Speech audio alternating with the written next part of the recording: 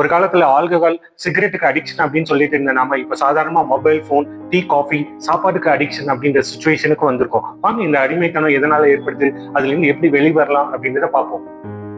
Mobile, tea, coffee, drinks, smoking இந்த பழக்கங்கள் இனிஷியலா நம்ம பிரெயின் ரிவார்ட் பாத்வே மீசோலிம்பிக் டோபமைன் சிஸ்டமை ஆக்டிவேட் பண்ணுது.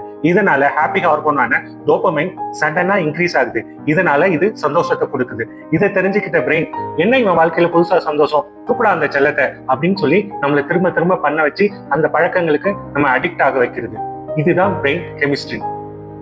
ட்ரிகரிங் ஃபேக்டர்ஸ், அதாவது ஆசையை தூண்டும் காரணிகள். இதுல பாத்தீங்கன்னா ஸ்ட்ரெஸ்ஸா, தனிமையா, போர் அடிக்கிறதா அப்படின்றத பாருங்க. அதுல இருந்து வெளில வரதுக்கு பாருங்க. மேலும் இந்த பழக்கங்களை உடனே நிறுத்த ட்ரை பண்ணாதீங்க. அதுல இருந்து கொஞ்சம் கொஞ்சமா வெளியில வரதுக்கு பாருங்க. அந்த பழக்கங்களை செய்ய நினைக்கும் போது ரீடிங், இறை வழிபாடு, வாக்கிங், எக்ஸசைஸ் ட்ரை பண்ணுங்க. மொபைல் அடிக்ஷனுக்கு ஸ்கிரீன் டைம் செட் பண்ணுங்க. நோட்டிபிகேஷன் ஆஃப் பண்ணுங்க. பெட்ரூமுக்கு கண்டிப்பா போனை எடுத்துட்டு போவாதீங்க. அப்பவும் முடியலையா, தனியா போராடாதீங்க. Family support, doctor, treatment, counselling உதவியை நாடுங்க. அடிக்ஷன் ஒரு பழக்கம் இல்லைங்க, அது ஒரு டிசீஸ். நல்ல விஷயம் என்னன்னா அந்த டிசீஸ்ல இருந்து நம்ம வெளியில வர முடியும். மீண்டும் அடுத்த வீடியோவில் சந்திப்போம்.